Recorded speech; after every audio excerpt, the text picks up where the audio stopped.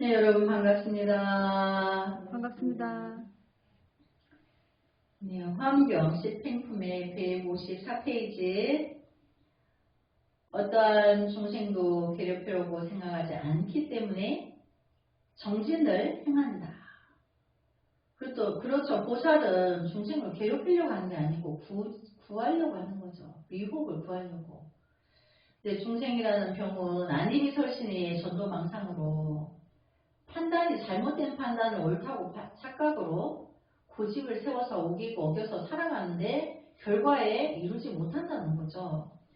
그래서 또 모든 번뇌를 떠나려고 생각하여 모든 중생의 생사, 번뇌, 희망, 마음의 움직임을 알려고 하며 여러 부처님의 진실한 법을 알려고 생각하고 청정한 평등의 법을 알려고 생각하고 여러 부처님은 무량무변하여 불가사의하다는 것을 알려고 생각하기 때문에 정진을 행한다.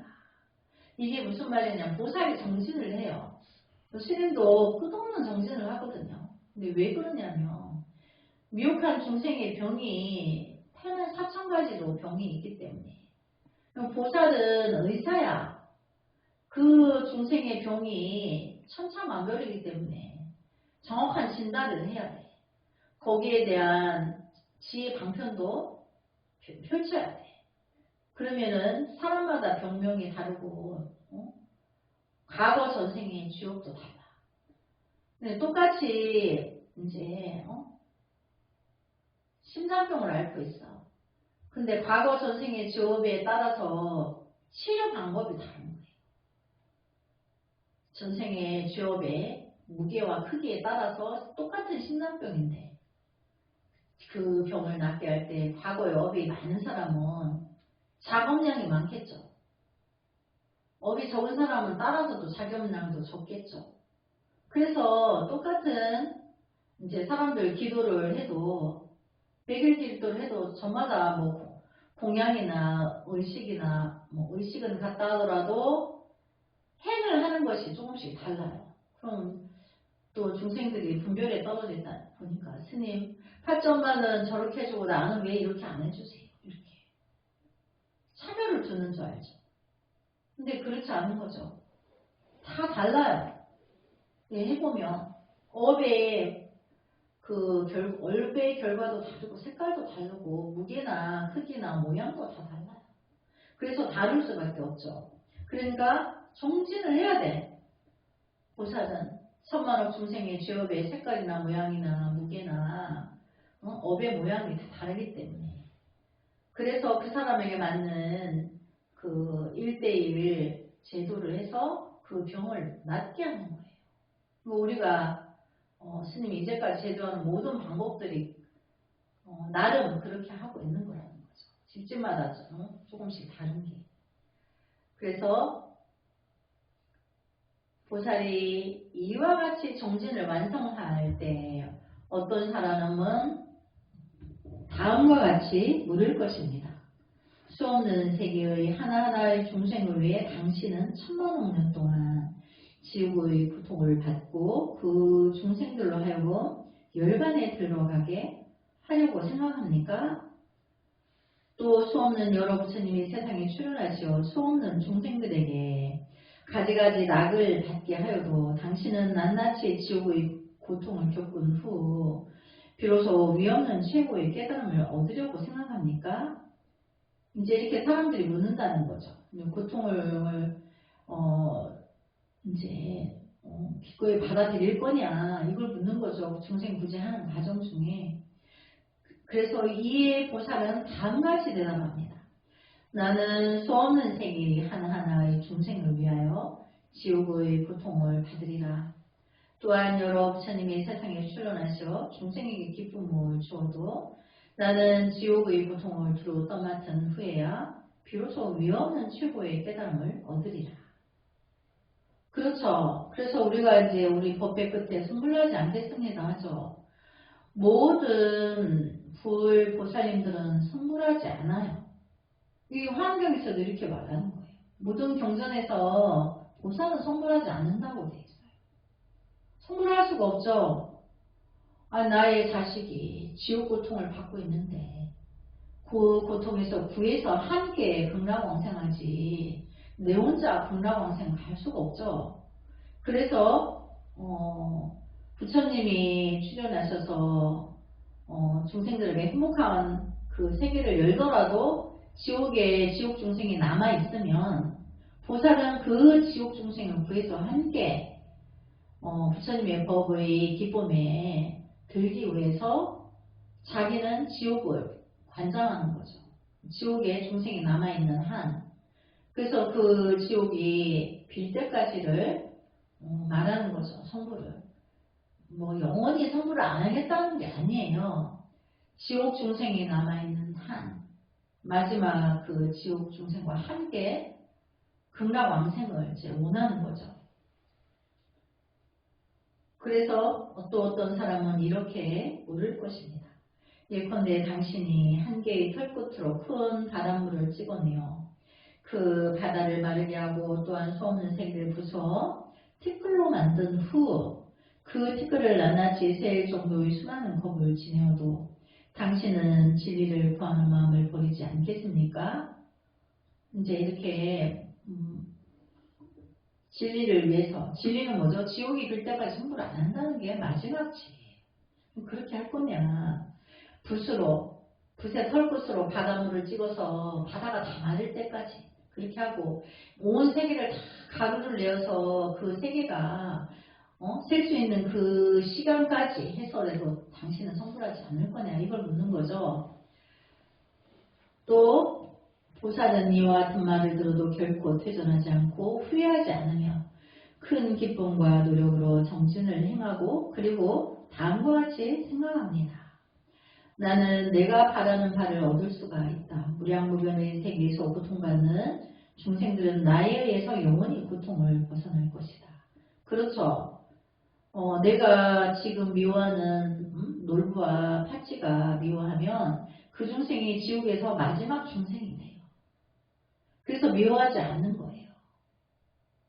그래서 그들의 고통을 영원히 벗어나게 할 거기 때문에 그래서 지옥에 떨어져 있는 중생도 한가닥인데 지금 내가 파치와 콩쥐를 미워해서 파치와 놀부를 미워해서 지옥 가게 할 이유가 없죠. 보살은 그런 거죠. 그래서 영원히 고통을 벗어나게 할 거기 때문에 다시 보살은 다음과 같이 생각합니다. 나는 일체의 중생을 대신하여 일체의 고통을 받을 것이다. 그리고 일체의 중생으로 하여금 마침내 모두 열반은 얻게 할 것이다. 이것이 보살의 무진행입니다. 그러니까 모든 유혹한 중생을 남김없이 제도하고 그리고 자기는 마지막에 승불한다는 거죠. 지옥도 구하지만 지옥을 구하면서 열반에 들게 한다는 거죠. 근데 열반이 다 열반에 들면 지옥이 없죠. 그러니까 지옥을 구하겠다는 것과 열반을 이르게 하겠다는 것과 똑같은 말이에요. 그래서 이것이 보살의 무진행이다. 그래서 나의 불성을 보기만 하면 보살이 이와 같이 마음 먹은 것은 자동이에요. 자동으로 이와 같은 마음이 되고 스님이 전 시간에 말했죠. 어떤 도둑이 강도가 아침에 돈을 달라 해서 줬는데 또 목숨까지 가져가겠다고 하면 그것도 내주면서 죄를 저에게 주지 말고 그 강도가 죄를 받지 않게 하고 내가 죄를 받게 해주세요. 이러면서 그 강도의 안락을 지옥을 구하기 위해서 그렇게 이제 숨이 끊어지는 순간에도 그렇게 마음을 먹는다는 거죠. 그게 이제 중생을 향한 그 미혹을 연민한 대자대비의 보살의 마음인 거죠. 불자여 다섯 번째로 보살을 이치란 행위란 무엇입니까? 보살은 어떠한 경우에도 마음을 찬란하게 하는 일이 없습니다. 보살은 헤아릴 수 없는 것 동안 정법을 들어왔습니다. 보살은 정법을 들으면서 아직 일찍이 정법에 물러선 일이 없습니다. 왜냐하면 보살이 불도를 행할 때 아직 일찍이 중생의 산매를 산란시킨 일이 없고 또한 정법이나 지혜를 끄는 일이 없기 때문입니다. 그러니까 그러니까 이제 보살은 자기 마음을 어떠한 경우에도 중생 세계의 어떤 유혹 작용이 자기를 산란하게 해도 자기는 산란하지 않는다. 내가 내 안의 불성을 만나기 전에는 내가 중생이었는데 내 안의 불성을 만나고 보면 자기가 붙여져. 그러니까 미혹한 중생 세계를 끄달려가지 않고 그들을 한없이 연민하기 때문에 그래서 산란하지 않다는 거죠.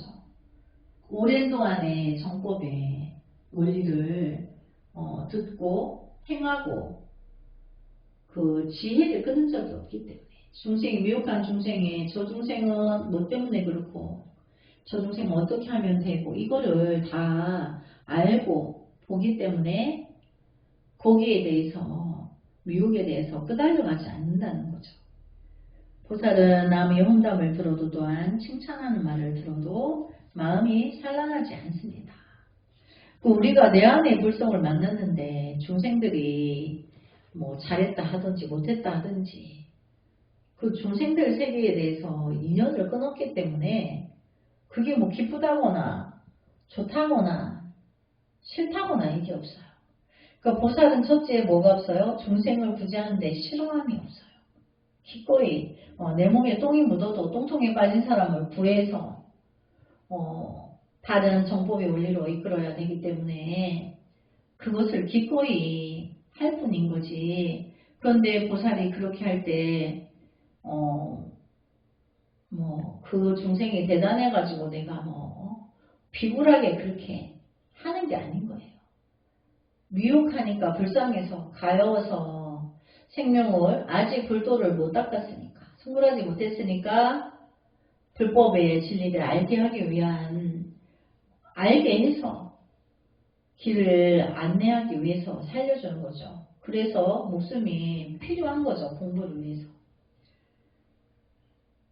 그래서 선정도 산란치 않고 보살행도 산란치 않고 보리심을 성숙시키는 데도 산란치 않고 연불 삼매도 산란치 않으며 중생을 가르쳐 인도하는 지혜도 산란치 않습니다. 그러니까 내가 중생의 세계 중생들의 짓에서 어떤 그런 걸 하더라도 절대 동요하지 않는다는 거죠. 보살은 선정 가운데서 모든 음성의 모습을 관찰하고 그 본성을 알고 있습니다. 가령 다른 사람으로부터 좋고 나쁜 소리를 들어도 애증의 마음을 일으키는 일이 없습니다. 왜냐하면 보살은 모든 소리는 실체가 없고 무차별이라는 것을 알고 있기 때문입니다. 그러니까 우리가 선정해 듣는데 음성이라 하죠. 소리성. 어떤 소리가 아름답게 들린다든지 시끄럽게 들린다든지 좋지 않게 들린다든지 그런 거에 대해서 분별에 들지 않는다는 거죠. 그냥 들었을 뿐인 거지 거기에 좋다 나쁘다 이렇게 막 동감을 해가지고 막 끄달려가고 그게 없다는 거예요. 그래서 그거를 애증의 마음을 일으키지 않는다. 애자는 이제 사랑 애자인데 증은 집착이에요.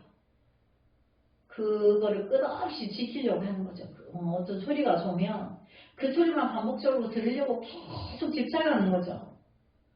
어떤 향기가 좋으면 또 그렇게 하고 눈으로 보고 아름다운 꽃이 있으면 또 그것을 막 오래 보려고 꺾어다가 집안에 두죠. 나뭇가지에 두면 더 오래 있는데 꺾어다가 한 가지 또 예를 볼까요?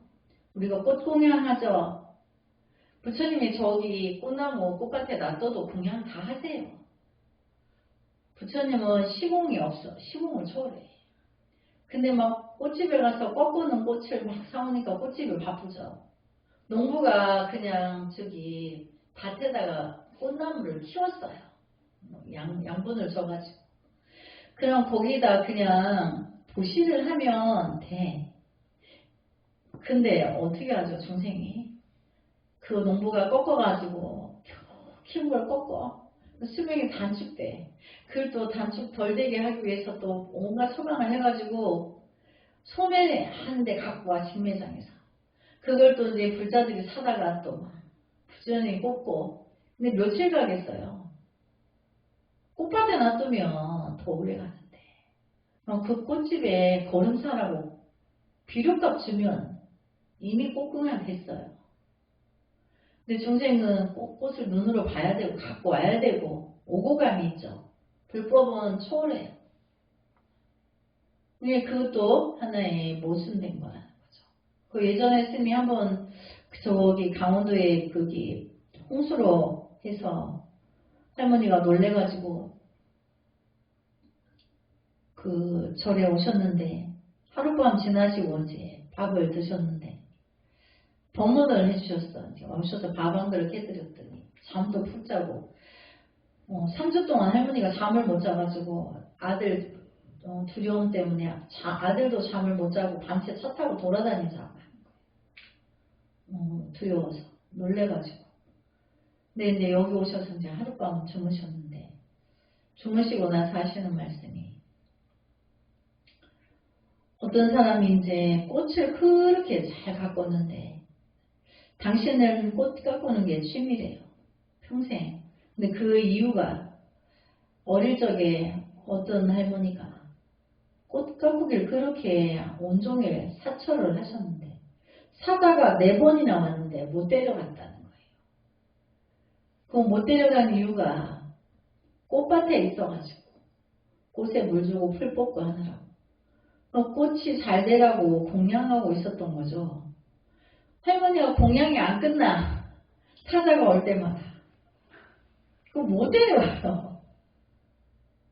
그 76되는 할머니가 그렇게 했다고 해서 당신도 꽃을 그때부터 좋아하게 돼서 끝없이 꽃을 공양을 지금도 했는데 홍수가 나서 그 자식처럼 키우던 꽃 화분이 한 100개는 되는데 그게 한꺼번에 쓸려 내려가서 울었대요. 아가들락 하면서 울었대요. 불쌍해가지고. 아직 꽃공양이 안 끝난 거야. 그때 오셨는데도. 그래서 아무것도 모르는 순수한 노인은 분별을 끊고 산 지 오래되셨어. 이분이. 자기가 도인이 된 줄도 몰라. 이분은. 그냥 꽃공양만 하고 있어. 사철. 집안에 겨울에는 방을 따뜻하게 해서 부르는데 당신이 추워서 놓는 게 아니고 얘들이 추워할까봐. 또 봄이 돌아오면 그 동네에 동구밭까지 꽃을 다 심어가지고 자기가 손수 다 키우신대요. 그래 늘 꽃공양이 끝나지 않아. 근데 그 진정한 꽃공양은 그렇게 해서 사자가 와도 못 데리고 가는 거예요. 그러니까 이제 우리 어떻게 이제 막 내가 사자가 와서 데려갈 것 같으면 꽃밭에 가서 꽃 가꾸는 일을 해야 되겠죠. 꽃 공양이 안 끝나니까 못 데려갔어요. 사자가 부처님 공양하고 중인데 어떻게 데려가요? 우리 부처님 공양 지심정리 공양하다 죽었다는 사람 없죠? 절에서 1000배 만배 하다 죽었다는 사람 있어요? 없어요. 공양이 안 끝났는데 공양 중에 어떻게 죽어요? 그리고 우리가 절에 들어갈 때 사천왕문을 통과해서 오죠. 절은 문이 하나야. 들어오고 나가는 게. 들어올 때 사천왕문을 통과할 때 벌써 헛된 잡신이 다 물러가요. 절대 몸에 붙어있지 않아요. 그래서 집에서 났을 때 절에 갈 때는 내가 오늘 절에 가면 부처님께 남편 사업도 잘 되게 하고 자식 시험도 잘 되게 해주고 나도 돈도 좀 잘 벌게 해주고 이렇게 3가지 소원을 빌으러 막 전날 저녁에 목욕제기하고 막 부랴부랴 갔는데 법당에 들어가서 절할 때 참배할 때 아무 생각 없이 절만 하고 나온 거예요. 집에 가 생각하니까 고하는 걸 잊어버렸어. 고하면 안 되는 거야. 사천왕님들이 다 제거했죠. 그 헛된 생각이잖아. 그런 줄 모르는 거야. 사천왕님이 정말 그 원력을 행하시는지 모르시는 거예요. 그래서 다 법당에 절할 때는 시험 되게 해주고요. 이런 거 없어요. 그냥 무상무념으로 하고 오는 거죠. 그래서 부처님의 공양은 시공을 초월해서 오고감이 없어요. 그러니까 우리가 이제 어느 날 스님이 꽃공양을 하러 부지런히 막내하다가 꽃밭에 걸음 비료값 보시하면은 꽃공양인데 쓸데없이 시간도 없는데 바쁜데 이거 사다가 꽂고 다른 일 준비하느라고. 왜 미혹한 중생의 눈에 보여줘야 되니까. 그 불필요한 거죠. 오늘 재질에 오는 중생 눈에 꽃이 있어서 환희심을 내고 그 어떤 영가가 억하심정도 풀으라고 그거를 그렇게 하는 거예요. 중생은 눈에 안 보이면 모르니까. 근데 우리가 이제 그 불법의 본질을 알고 나면 그렇게 굳이 할 필요가 없는 건데 이제 그렇게 불편한 번거로운 일을 이제 해야 되는 거죠. 그래서 보살은 동작, 말, 마음이 적정함으로 법에서 퇴전하는 일이 없습니다. 그러니까 모든 언어나 행동이 적정해서 진리에서 벗어나는 일을 안 한다는 거죠. 그리고 선정에 안주하여 지혜는 깊어지고 모든 음성을 떠난 선배를 얻어 자비의 마음을 키우고 일념 속에서 활력 있는 선배를 얻고 마침내는 일체의 지혜를 완성하게 할 것입니다. 한 생각 속에서도 늘 중생구제 생각밖에 없다는 거죠. 그래서 어떻게 지혜를 쓸까? 그래서 정진이 끝이 없는 거죠. 보살은 다른 사람이 나쁜 소리를 듣고 나서도 다음과 같이 생각합니다.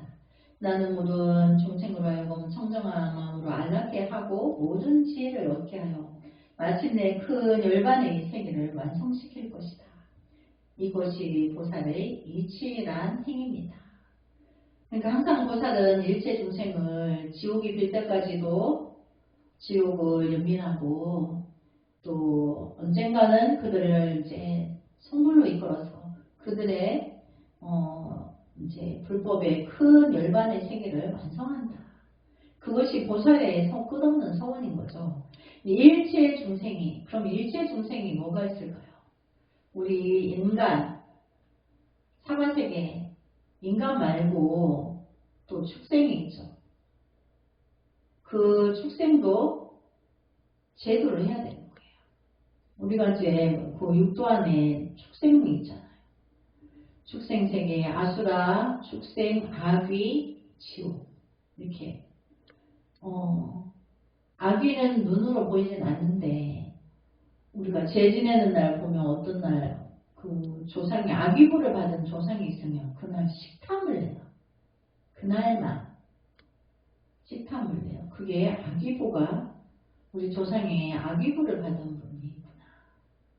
이렇게 어떤 할머니가 스님 나오면 남의 뭐 물건 요만큼도 타일을 안 냈는데 절에만 오면 딸기만 보면 그 시장으로 딸기가 한가득 있는데 절에 와서 딸기를 보면 제 끝나고 나면 저거 내가 봉지에 톡 털어서 내가 나 혼자 다 갖고 가야지 이런 마음이 끝없이 일어나서 절에 오기가 번뇌스럽다는 거예요.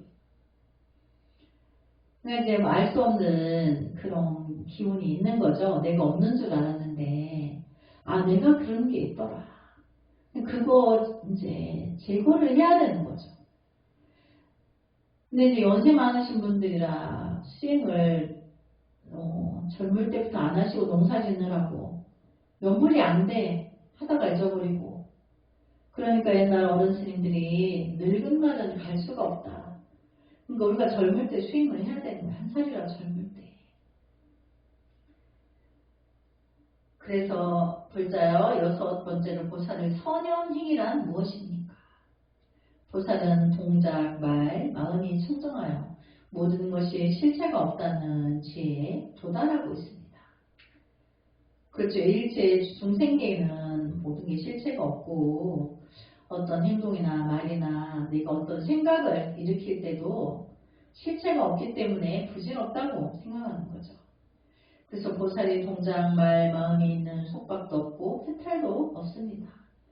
그냥 무상무념 속에는 내가 해탈했다, 안 했다 이것도 없다는 거죠. 중생의 작용으로 나 해탈했다 이러면 그건 자만이고 중생이에요.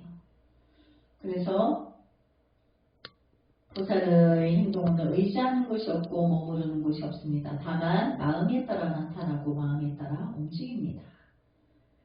그러니까 우리가 이제 나의 불성을 보고 그 불성을 실천적으로 행하는 사람은 보살 행을 한다고 하는데 자기의 불성을 본 사람은 어디에 속박도 되지도 않고 인간 사이 어디에 의지하고 내가 뭐 세상에 좋은 뭐 고관 대작에 의지한다거나 대통령한테 의지한다거나 나라에 의지한다거나 어떤 사람에게 어떤 신에게 의지하지 않는다는 거죠.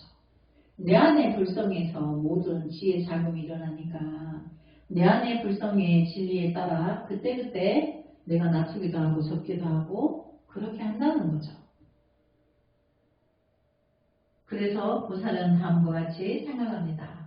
일체의 중생은 자성이 없는 것을 자성으로 삼고 일체의 것은 정멸을 성품으로 삼고 일체 옥토는 형체가 없으므로 형체를 삼았다.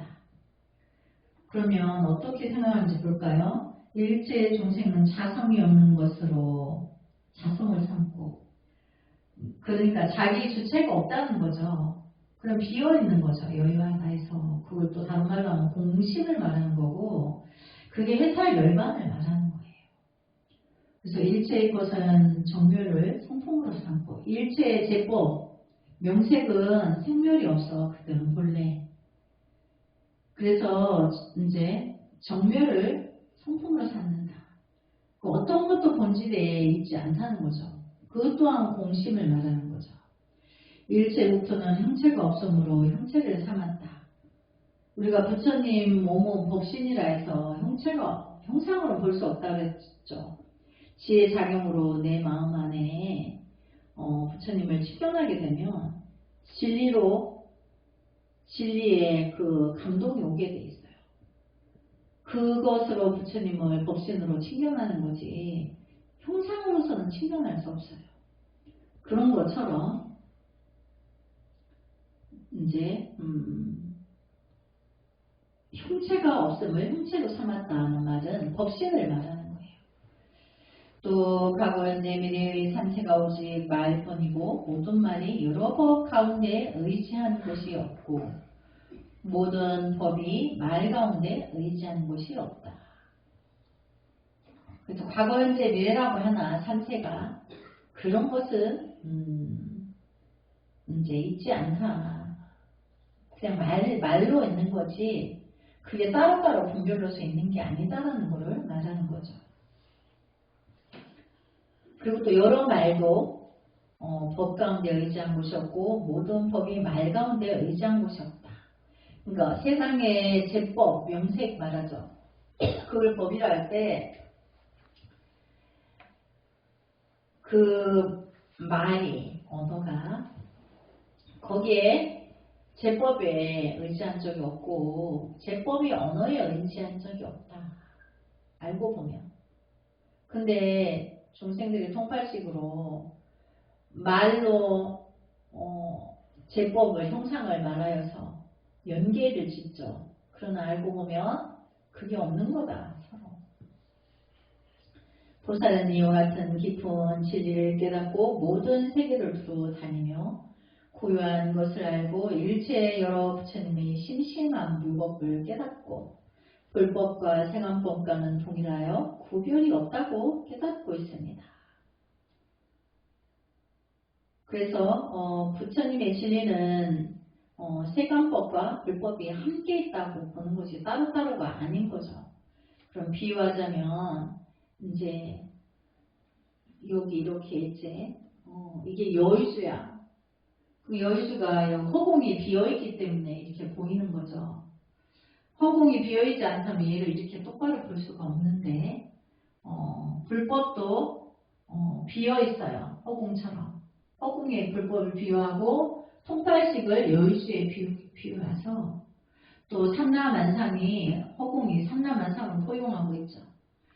불법의 진리도 허공으로 비유하고 삼라만상은 통팔식으로 비유를 했을 때 함께 있는 거 항상 따로따로가 아닌 거고 함께 있어서 자기의 통팔식의 분별의식을 자기의 본성은 알아차리는 거예요. 예를 들자면 우리가 남은 속여도 자기는 못 속이죠. 내 안은 자기의 불성이 진실은 알고 있는 거예요. 그렇지만 남은 속일 수 있죠. 그러나 자기는 자기 자신을 속일 수 없는 것처럼 내 안의 불성을 이제 그렇게 알아차리면 되는 거죠. 그래서 보살은 이와 같은 진리를 깨닫고 모든 세계를 두루다니며 고요한 것을 알고, 진리의 불법의 모든 진리의 세계는 고요해. 또 일체일로 부처님의 심심한 묘법을 깨닫고, 이제 부처님의 진실한 세계는 심심하다 하는 거는 깊고 깊은 걸 말하는 거야. 깊은 진리, 그거를 이제 심심하다 하죠. 그리고 또 묘법이라고 하는 것은 깊고 깊은 속에서 깊은 진리는 정말로 이제 불가사의하고, 또 그래서 묘법이라 하는 거죠. 그래서 불법과 세간법과 동일하여 구별이 없다고 깨닫고 있습니다. 세간의 법은 부처님의 법과 일치하며 부처님의 법은 세간의 법과 일치합니다. 그러므로 보살은 부처님의 법과 세간의 법이 다르지 않다는 것을 깨닫고 있습니다. 그러니까 이제 세간의 법이라고 하는 거는 우리가 불법을 공부하고 있죠, 현재. 그것도 세간법이에요. 어쨌든 지금 세간에서 불법을 공부하고 있는 거잖아. 그래서 진정한 그 불법은 부처라는 것도, 부처라는 세계 그것마저도 버려라. 거기에도 집착하지 마라. 근데 공부하는 사람들이 처음 단계에 공부를 할 때는 한 10년 정도는 부처님 법에 집착해요. 나도 모르게 법박이 되어서. 근데 이제 자기의 불성을 만나고 나면 그것도 이제 초월하게 돼. 부처님 법도. 내 안에 불성이 있으니까 어차피 부처님이 말씀해 놓으신 84,000의 법과 내 안에 있는 불성은 똑같아요. 법이 하나야. 둘이 아니기 때문에. 그래서 그것마저도 이제 초월하게 돼서 응용이 일어나요. 그러니까 그 부처님 84,000원 12부경에 집착을 법박을 하면 집착이 되는데, 그런 과정 중에 자기 불성을 만나게 되면 이제 그 법박에서 풀려나게 돼요. 그러면서 그때부터 응용이 무한대로 일어나게 돼 있어요. 그래서 일체 중생의 84,000가지의 업을 다 해결할 수 있다는 거죠. 보살은 삼세의 평등한 진리에 안주하며 자비심을 버리지 않고 중생을 교화하고 인도하는 마음을 버리지 않고 대자대비의 마음을 성숙시켜서 일체 중생을 구하기를 원합니다. 그렇죠. 내 자기 안의 불성을 보게 되면 이렇게 된다는 거죠. 자기 자신은 버리게 되죠. 근데 자기 자신은 그때부터는 부처의 작용이기 때문에 따로 자기 자신을 구하지 않고 불성에서 일체 중생을 향한 무주상 보시를 실천적으로 가기 때문에 끝없는 대자대비가 방타가 되죠. 보살은 다음과 같이 생각합니다. 내가 중생의 덕을 완성시키지 않으면 누가 완성시킬 수 있겠는가? 내가 중생의 본대를 극복하지 않으면 누가 극복하겠는가? 내가 중생의 분해를 가라앉히지 않으면 누가 가라앉힐 수 있겠는가? 내가 중생의 마음을 청정케 하지 않으면 누가 청정케 할 수 있겠는가? 그러니까 자기가 아니면 세상을 구할 수 없다. 이렇게 원대한 책임감을 갖는 거죠. 그 원대한 책임감 때문에 내가 한 생에 다 그 중생을 제도할 수 없죠. 그러니까 끝없는 원생을 일으키는 거예요. 그래서 또 보살은 다음과 같이 생각합니다. 중생의 덕이 아직 완성되지 않았는데 나 홀로 위없는 궁극의 깨달음을 얻는다는 것은 잘못이다. 나는 우선 중생을 교화하고 인도하여 한없는 법 동안 보살님을 수행하여 중생의 덕을 완성시키자. 그러니까 우리가 이제 원생을 세우게 되죠. 성불하지 않겠습니다. 이거는 원생을 말하는 거예요. 나 혼자 성불할 수 없기 때문에 내가 내 안에 불성을 만났다고 성불하는 게 아니고 미혹한 중생을 향해서 그 중생의 마음을 눈을 떠주게 하겠다는 행보를 가면서 그 행보를 내가 금생에만 하는 게 아니고 다음 생에도 이 세계가 끝날 때까지 또 지옥이 빌 때까지 내가 이걸 멈추면 안 된다. 바삐 이런 마음을 내는 것을 이제 중생의 덕을 완성시켜서 그들을 한꺼번에 구하겠다는 지금 의지가 있는 거죠. 그래서 보살이 이와 같이 행위에 안주할 때 여러 천인 출가자와 제가자들이 이 보살을 보고 마음으로부터 환희하고 공경할 것입니다. 여기 보면 수행하여 중생일 덕을 완성시키자 이렇게 행에 안주한다. 그럼 보현보살님이죠. 그래서 우리가 보현보살님 공부를 또 가피가 있어야 돼요. 그래서 끝없는 실천을 쉼 없이 하는 거예요. 끝없이. 만약 중생이 이 보살을 공경하고 예배하며 그 법에 따르면 마침내 위없는 공부의 깨달음을 얻을 것입니다. 이것이 보살의 선현행입니다. 그러니까 우리가 이제 보살도라고 하는 거는 보현보살의 가피가 없이는 안 되는 거예요. 우리가 보현보살 행법경을 읽어보니까 앞에 부분에는 코끼리 있고 코로 들어가서 눈으로 나오고 눈으로 나와서 입으로 들어가고 귀로 들어가고 이렇게 알 수 없는 용어가 있지만 그 뒤의 내용은 구구절절히 참회의 내용이죠. 근데 그 참회의 내용이 나와 관계없는 게 한 개도 없어요. 다 나보고 말하는 거야. 나에게. 그래서 그 보현보살님이 그 보현보살의 참회법을 행한 것으로 신통을 주시는 건 나에게. 내가 부처님의 불가사의한 신통력이 없으면 중생구제 못하죠. 서가모니 부처님이 보현보살의 행을 하러 오신 거예요. 그래서 이 사바세계 남연부제 중생들이 조국강강 중생인데 거칠고 억세고 말 안 듣고 고집세고 그런 중생들 세계에 와서 수고를 아끼지 않으신 거는 이 중생들이 미혹을 연민이 크기 때문에 그런 거예요. 그래서 보현보살의 그 어머니 마야 부인이 태몽에 그 호명 부인은 이제 보살인데 하얀 코끼리를 타고 피리를 불면서 자기 뱃속으로 들어오는 꿈을 꾼 거예요. 그래서 그 호명 부인 다른 말로 하면 보현을 말해요. 그리고 또 흰 코끼리를 탔다 하는 거는 코끼리는 그냥 코끼리가 아니고 우리 보현보살에 보면 다리가 7개죠. 이렇게 바닥에 찍으면 문체가 있다 그랬죠. 법륜을 문체가 있고 공중에서 7자 공중에서 떠서 다닌다고 했죠. 키를 마음대로 줄이고 크기를 마음대로 한다고 했죠. 신통이 자제한 걸 말하는 거예요. 근데 이제 문수보살님 가피로 지혜가 아무리 많아도 지장보살님 가피로 내가 업장이 다 소멸됐어도 관세음보살님의 대자대비한 가피가 내가 무한대에 있어도 보현보살님의 행이 없으면 이루지를 못하는 거예요. 보현보살님이 그 행에 참여하고 중생을 향한 연민을 깊이 키운 늘 보현보살이 참여를 하는 자에게 그 행이 일어나서 신통이 일어나서 중생구제의 능력자가 되는 거죠. 그래서 불자여 7번째로 보살의 무착행이란 무엇입니까? 그러니까 이제 행이 주가 된다는 것을 알고 무착행을 들어가 볼까요? 보살은 집착이 없는 마음으로 생각하며 수없는 불국토를 관찰하고 수없는 열애가 계신 곳으로 나아가 예배하고 공양합니다.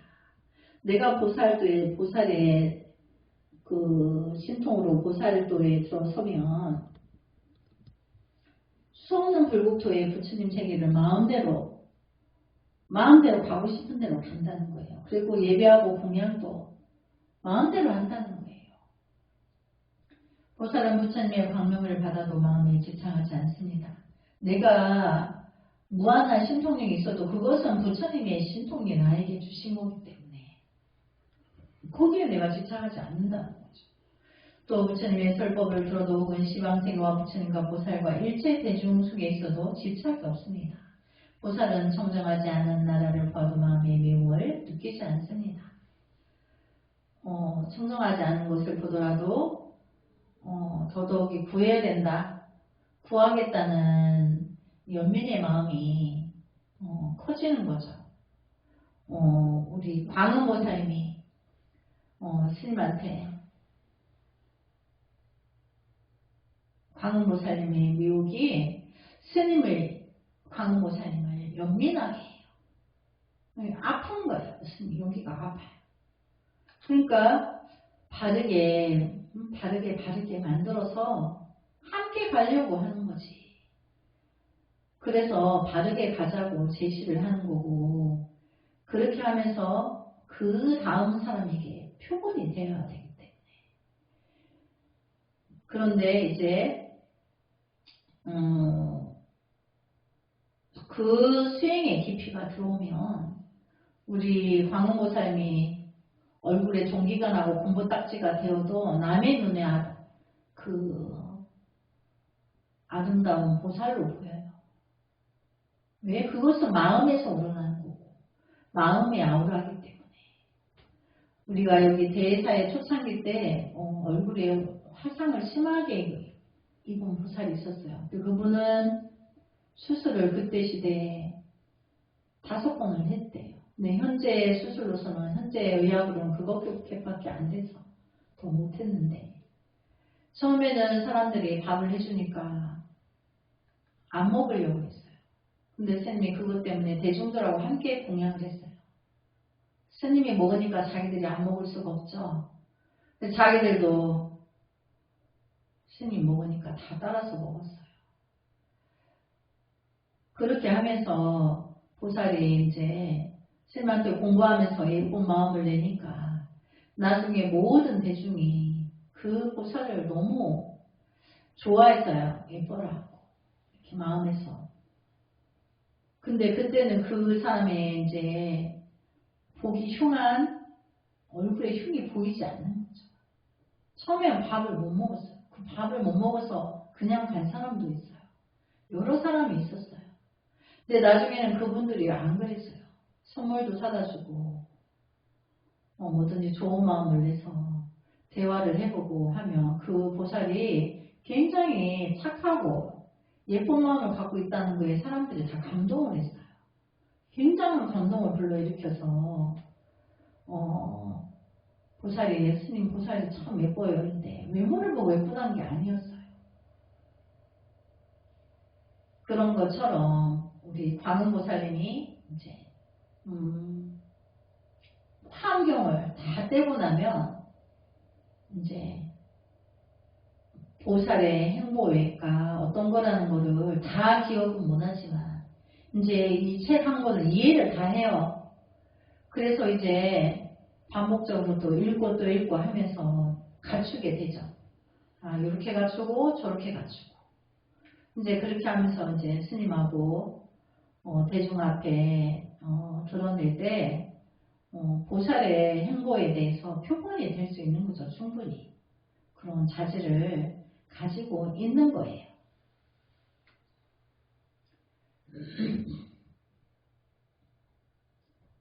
그래서 보살은 부처님의 광명을 받아도 마음에 집착하지 않습니다. 또 부처님의 설법을 들어도 은시방태가 부처님과 보살과 일체 대중 속에 서 있어도 집착이 없습니다. 보살은 청정하지 않은 나라를 보아도 마음에 미움을 느끼지 않습니다. 왜냐하면 보살은 그 마음이 정멸하고 모든 것은 평등하다는 것을 알고 있기 때문입니다.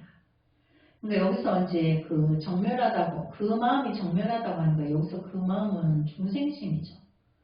보살에게는 중생심이 일어나지 않고 중생의 중생심을 보더라도 거기에 동화되지 않아요. 단지 평등하다, 있다고 할 게 없다. 잠시 그런 생각을 저 사람이 그렇게 했을 뿐인 거지 거기는 실체가 없다고 걸 알기 때문에 그 사람이 나에게 욕을 해도 화를 내지 않는 거죠. 그 실체가 없는 그 잠시 잠깐의 헛된 생각이기 때문에 화날 일이 없는 거죠. 헛개비가 그림자가 말하고 간 거를 말할 이유가 없는 거죠. 즉 모든 것은 청정하지도 않고 부정하지도 않고 암흑도 아니며 광명도 아니고 분별도 없으며 무분별도 없고 희망도 아니고 진실도 아니며 안락도 아니고 위엄도 아니며 정도도 아니고 사도도 아니라고. 이렇게 이제 중생 세계를 이렇게 본다는 거죠. 달리 말하면 선도 아니고 악도 아니다. 전체적으로 선악의 구별을 떠난 거죠. 보살은.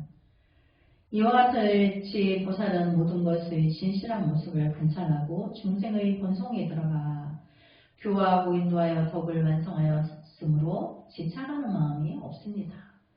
근데 지착하지 않기 때문에 화를 안 내는 거죠. 좋은 거나 나쁜 거나 추구하지 않기 때문에. 네, 그래서 오늘 이제 보살의 마음을 여기까지 공부하고 다음 시간에 이어서 하도록 하겠습니다. 너무 성가모님을 성불하지 않겠습니다.